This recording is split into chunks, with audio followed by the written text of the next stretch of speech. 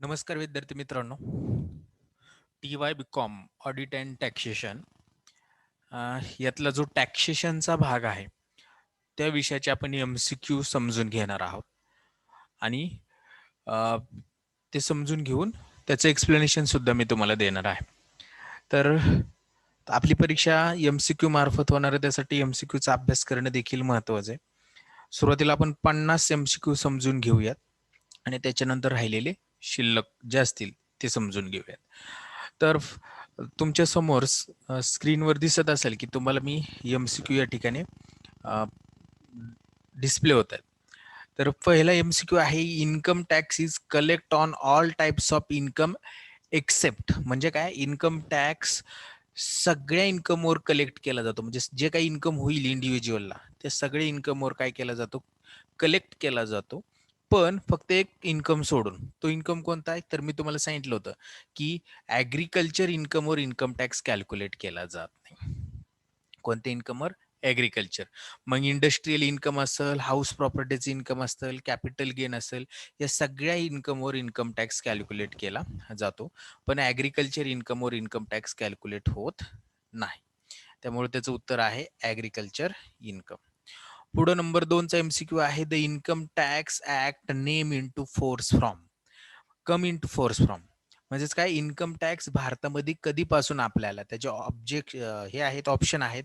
1 मार्च 1971, 1 मार्च 1971, त्याच्यानंतर 1 एप्रिल 1971, त्याच्यानंतर 1 एप्रिल 1961 आणि 1 एप्रिल 1962. तर त्याचं बरोबर उत्तर आहे 1 एप्रिल 1962 हे आहे. त्याच्यानंतर the income tax act come into force all over India excluding म्हणायला पाहिजे होतं, त्यांनी या ठिकाणी थोडंसं प्रिंटिंग मिस्टेक आहे. तर इन्कम टॅक्स पूर्ण भारत देशामध्ये काय आहे, ऍप्लिकेबल आहे, फक्त जम्मू आणि काश्मीर राज्य सोडून. मग नेपाळमध्ये तो ॲप्लिकेबल नसणार आहे, श्रीलंकेमध्ये ॲप्लिकेबल नसणार आहे. सॉरी, मी थोडंसं तुम्हाला हे केलं.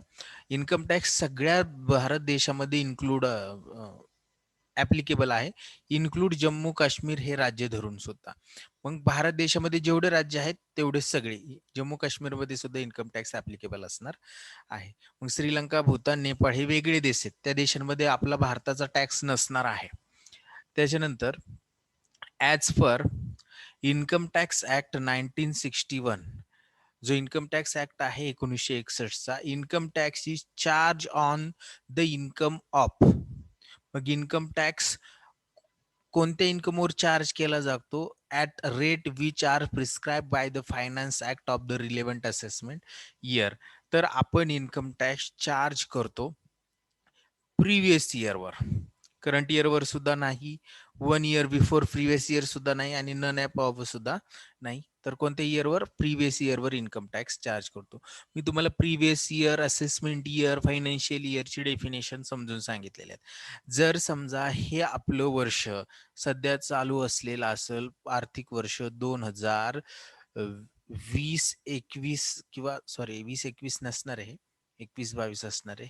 एकच मिनिट, काय 2021-22 जर हे आपलं आर्थिक वर्ष असेल, तर ह्या वर्षावरचा टॅक्स तुम्ही कधी भरणार आहे, असेसमेंट इयर 2022-23 या वर्षी भरणार आहात. म्हणजे थोडक्यात काय, हे जर तुमचं असेसमेंट असेल तर असेसमेंटच्या मागचं म्हणजे त्याच्या अगोदरचं वर्ष जे असणार आहे ते असणार आहे आपलं प्रिव्हियस इयर.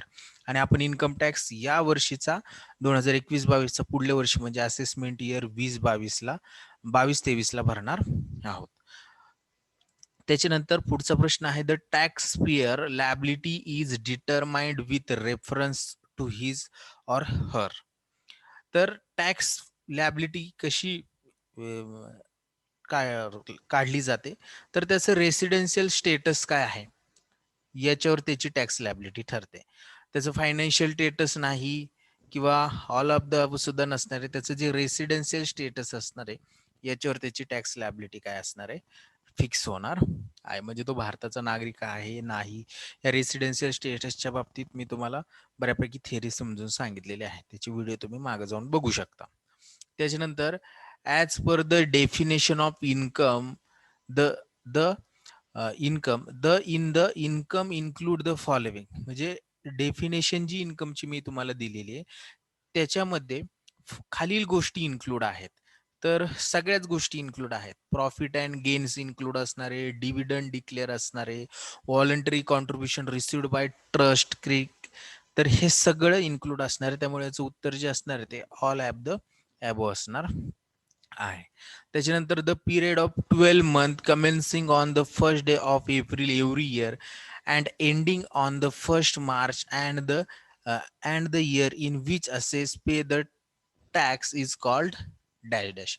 म्हणजे ज्या वर्षी टॅक्स पेड केला जातो त्याला आपण असेसमेंट इयर असं म्हणतो.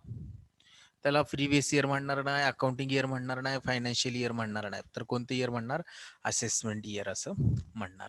त्याच्यानंतर previous year means the financial year immediately preceding in the assessment year. Assessment जे इयर असेल, म्हणजे मी तुम्हाला आत्ता सांगितलं असेसमेंट इयर जर 2021-22 सध्याचं असेल तर याचं प्रिव्हियस इयर असणार आहे 2020-21, आणि हे असेसमेंट इयर आहे आणि हे प्रिव्हियस इयर. म्हणून त्यांनी असं म्हटलंय प्रिव्हियस इयर मीन्स असेसमेंट इयरच्या अगोदरचं वर्ष, म्हणजेच कोणतं? प्रिव्हियस इयर असणार आहे. त्याच्यानंतर पुढे जाऊया. पुढे त्यांनी सांगितलेलं आहे under income tax act the income liable for tax in classified on the basis of. म्हणजे इन्कम टॅक्स ऍक्ट मध्ये इन्कम कसं क्लासिफाईड होतं, तर ते आहे, त्याचं उत्तर आहे इन्कम फ्रॉम सॅलरी आणि इन्कम फ्रॉम हाऊस प्रॉपर्टी. तर हे दोन क्लासिफाईड इन्कम आहेत. ॲग्रिकल्चर इन्कम नाही. त्यामुळे त्यांनी उत्तर जे आहे बोथ ए अँड बी असं आहे. त्याच्यानंतर agriculture income is completely exempted from assessment year. म्हणजे ॲग्रिकल्चर म्हणजे शेतीतील इन्कमवर टॅक्स भरला जाणार नाही. हे कधीपासून ठरलं? तर असेसमेंट इयर 1974-75 जे आहे या वर्षीपासून ठरवण्यात आलंय की ॲग्रिकल्चर इन्कमवर टॅक्स कॅल्क्युलेट किंवा शेतीपासून मिळणाऱ्या उत्पन्नावर टॅक्स भरायचा नाही, म्हणजे ते एक्झम्प्टेड आहे.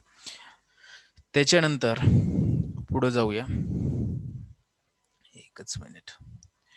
The income from foreign companies by providing the service in project connected with the security of India is dash dash from tax liability.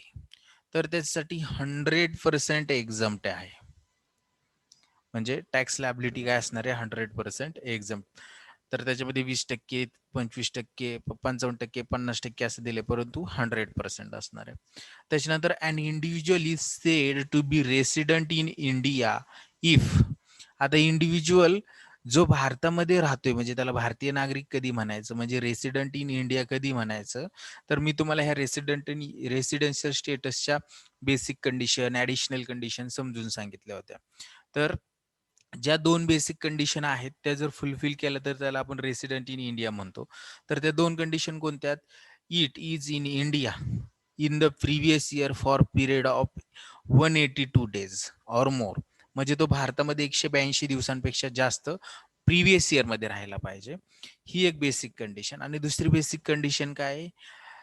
He is in India for period of 60 days. तो भारतामध्ये 60 दिवस previous year मध्ये राहिला, during the previous year, म्हणजे मागच्या वर्षी तो भारतामध्ये 60 दिवस राहायला पाहिजे. आणि 365 दिवस किंवा त्याच्यापेक्षा जास्त दिवस तो भारतामध्ये राहायला पाहिजे मागच्या लगातार येणाऱ्या किती वर्षांमध्ये? 4 वर्षांमध्ये राहायला पाहिजे. ह्या दोन्ही कंडिशन जर त्यांनी फुलफिल केल्या तर त्याला काय म्हणणार आपण? Resident in India. म्हणून त्याला सी जे उत्तर आहे ऑल ऑफ द अबो हे त्याचं उत्तर असणार आहे, दोन्ही कंडिशन फुलफिल झाल्या तर. त्याच्यानंतर the HUF is said to be resident in India if. म्हणजे काय? आता हिंदू अनडिवायडेड फॅमिलीला रेसिडेंट इन इंडिया कधी म्हणायचं? तर त्या हिंदू अनडिवायडेड फॅमिलीचा जो बिझनेस असेल किंवा कंट्रोल असेल किंवा तिचं मॅनेजमेंट असेल ते होली और पार्टली सिच्युएटेड इन इंडिया असेल तर. म्हणून त्यांनी सांगितले the control and management of its affairs is Holy और पार्टली सिच्युएटेड इन इंडिया. जर असेल तर ती रेसिडेंट इन इंडिया आहे असं समजायचं. पुढे जाऊया. The awards and rewards are exempt from income tax if. म्हणजे अवॉर्ड्स आणि रिवॉर्ड्स इन्कम टॅक्सच्या मधने एक्झम्प्ट असतील कधी. पेमेंट इन कॅश असेल तर नाही, ते एक्झम्प्ट नसणार. पेमेंट इन काइंड असेल तर नाही. Payment in cash or in kind असेल तर, payment in cash or in kind असेल तर ते एक्झम्प्टेड असणार आहेत.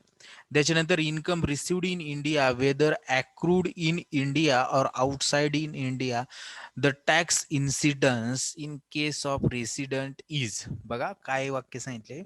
जर इन्कम भेटणार असेल, अक्रूड म्हणजे निर्माण वगैरे होणार असेल इंडियामधनं किंवा इंडियाच्या बाहेर आउटसाइड इंडियामध्ये, इंडियाच्या बाहेरवरून इन्कम भेटणार असेल, परंतु तो व्यक्ती रेसिडेंट असेल, भारताचा नागरिक असेल, तर त्याला ते इन्कम टॅक्सेबल आहे का? तर ते टॅक्सेबल आहे. ते भारतातनं भेटू द्या किंवा भारताच्या बाहेरनं भेटू द्या, पण तो भारतात जर राहत असेल, भारतीय नागरिक असेल, तर त्याला जे इन्कम भेटेल ते भारताच्या बाहेरून जरी भेटलेलं असेल तरी सुद्धा टॅक्सेबल, भारतात भेटलेलं असेल तरी सुद्धा टॅक्सेबल. त्याच्यामुळे टॅक्सेबल ॲज पर जो काही त्याचा स्लॅब रेट असेल त्याप्रमाणे ते टॅक्सेबल असणार आहे. त्यामुळे त्यांचे हे जे बाकीचे जे आहेत ऑप्शन ते त्यासाठी ऍप्लिकेबल नसणार आहेत. पुढे जाऊया. पुढे बघा त्यांनी काय सांगितलंय. Income received in India whether accrued in India. बघा इन्कम भारतामध्ये भेटलंय किंवा भारतातून निर्माण झाले किंवा आउटसाइड इन इंडिया असेल. The tax incident in case of resident but not ordinary resident India. म्हणजे रेसिडेंट आहे परंतु कायमस्वरूपी नाही, not ordinary resident in India असेल, परंतु इन्कम भारतातनं भेटणार आहे किंवा भारताच्या बाहेरून भेटत असेल तरी सुद्धा रेसिडेंट बट नॉट ऑर्डिनरी रेसिडेंटसाठी हे टॅक्सेबल असणार आहे. टॅक्सेबल ॲज पर स्लॅब असणार आहे. त्याच्यानंतर इन्कम रिसिव्ड इन इंडिया, भारतातून इन्कम भेटणार आहे, वेदर अक्रूड इन इंडिया किंवा निर्माण होणार आहे भारतातून, और आउटसाइड इंडिया किंवा भारताच्या बाहेरून भेटणार असेल, आणि ह्याच्यावर जर टॅक्स जर तुम्ही नॉन रेसिडेंट असाल तर तरी सुद्धा ते काय असणार आहे, टॅक्सेबल ॲज पर स्लॅब असणार आहे. त्याच्यानंतर income deemed to be received in India, whether accrued in India or outside in India, the tax incidence in case of residence. जर नागरिक असेल भारताचा तर त्याच्यासाठी taxable. The income received and accrued outside in India from a business control और profession setup in India.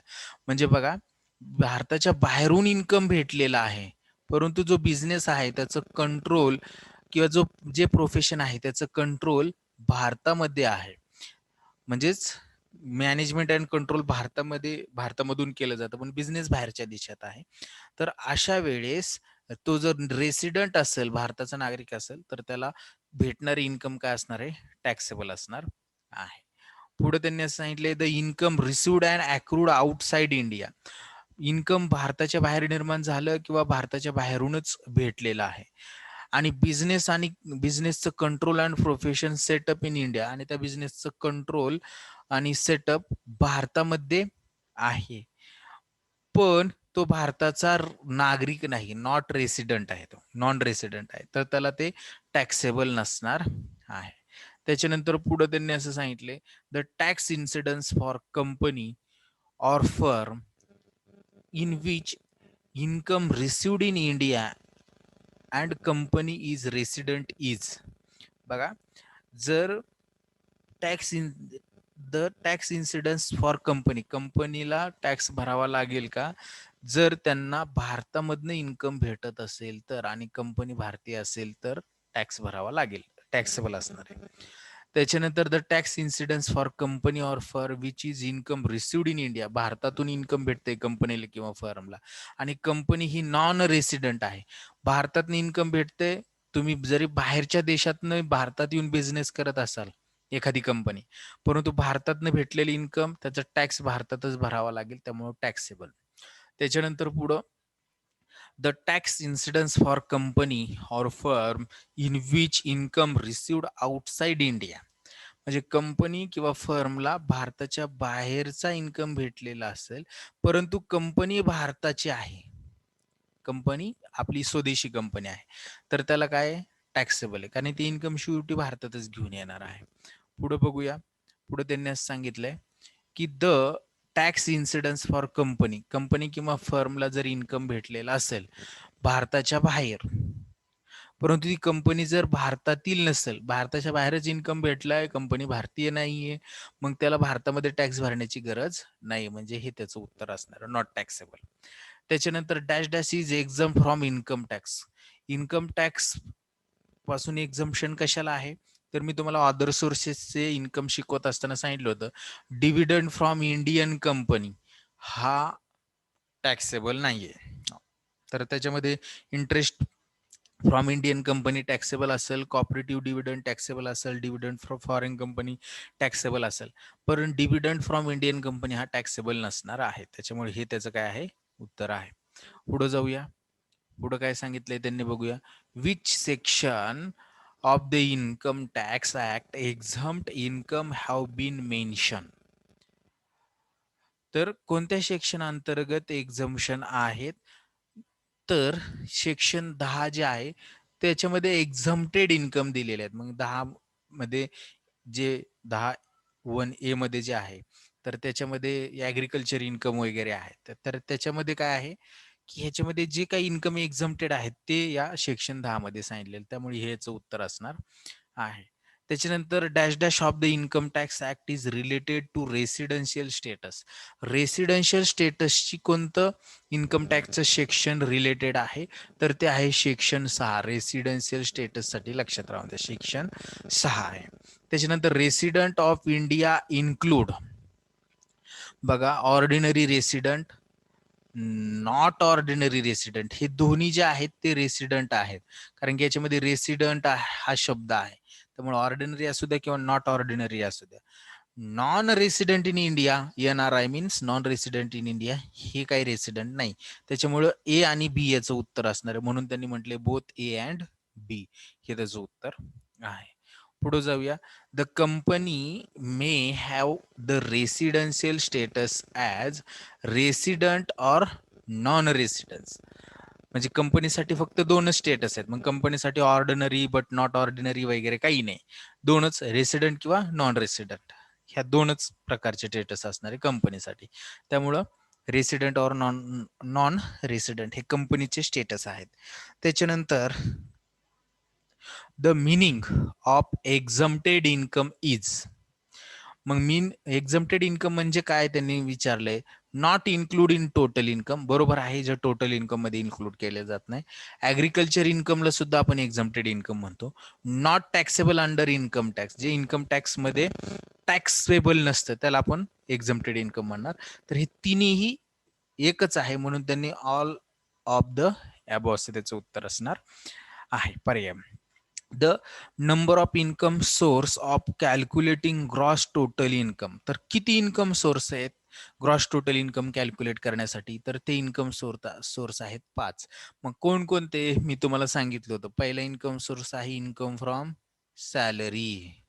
त्याच्यानंतर number 2चा income from house property. Number 3चा काय, बिझनेस अँड प्रोफेशन.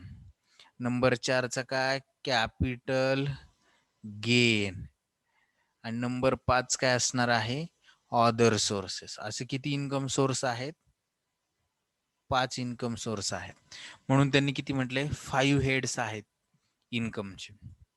त्याच्यानंतर पुढे जाऊया.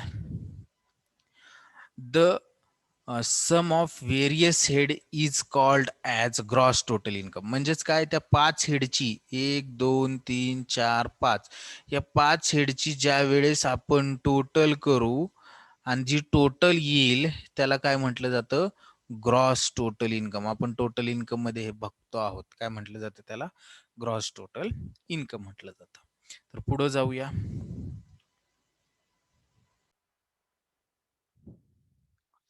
बघा पुढे काय सांगितलं त्यांनी, the agriculture income include. Agriculture income मध्ये काय काय इन्क्लूड आहे, तर ऍग्रिकल्चर इन्कम मध्ये income from sale of crop हे इन्क्लूड आहे, income from preparation of crop हे इन्क्लूड आहे, इन्कम फ्रॉम नर्सरी सगळं काय आहे ऍग्रिकल्चर इन्कमच आहे. त्यामुळं ऑल ॲप द अबो याचं काय असणार आहे आन्सर असणार आहे.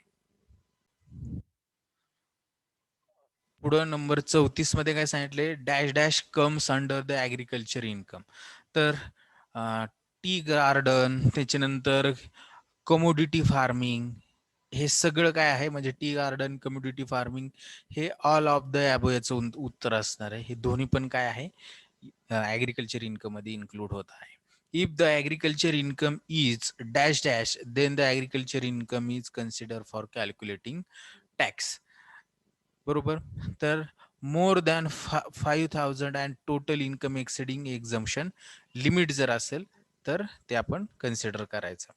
त्याच्यानंतर the income tax act 1961 broadly covers. तर इन्कम टॅक्स ऍक्ट जो आहे 1961चा त्याच्यामध्ये काय काय कवर्ड होतं तर त्यांनी सांगितले basic charging income rebates and reliefs income exempted from income tax हे सगळे याच्यामध्ये कवर्ड होतं. म्हणून याचं उत्तर जे असणार आहे ते ऑल ऑफ द अबो असणार आहे. त्याच्यानंतर the capital gain is chargeable under section of under dash dash of the income tax act. तर कोणत्या सेक्शन अंतर्गत चार्जेबल आहे तर हे सेक्शन लक्षात ठेवायचं सेक्शन 45 सेक्शन 45 अंतर्गत chargeable.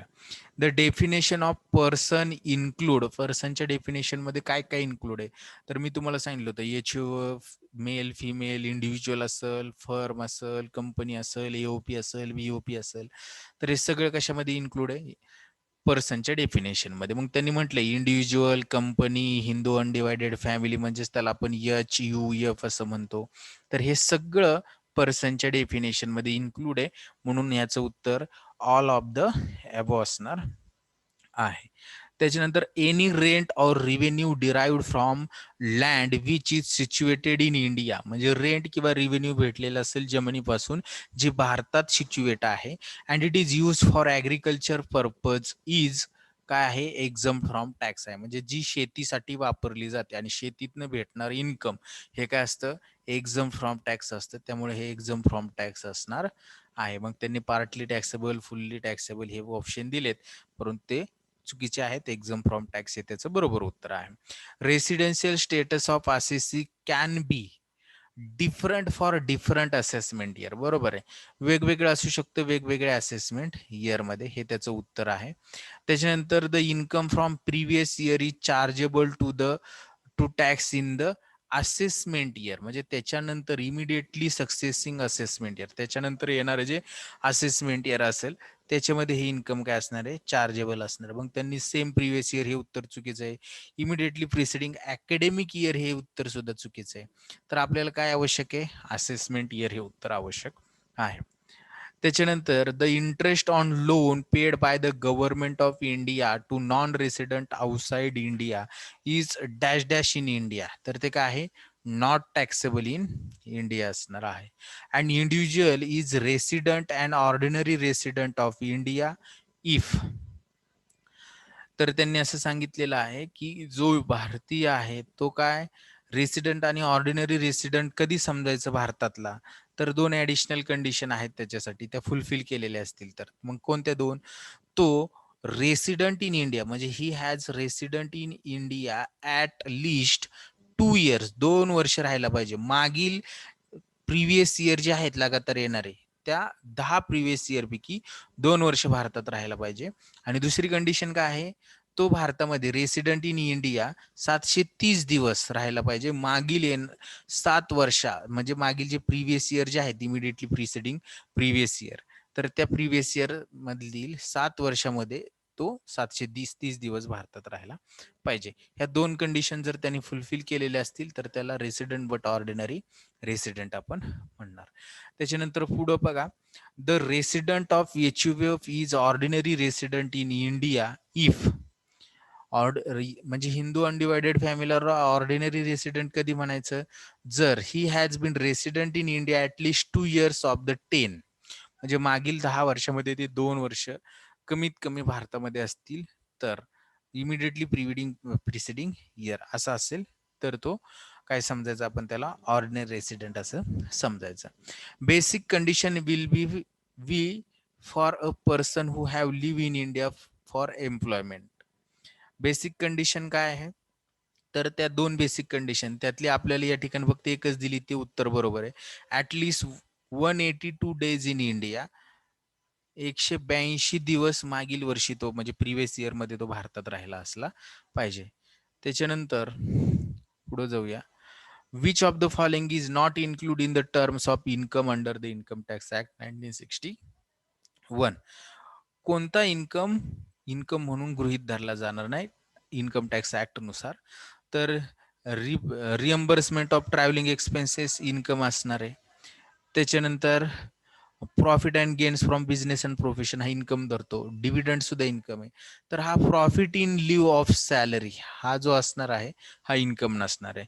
The term income include following types of income. Income मध्ये कोणकोणते इन्कम इन्क्लूड होतात?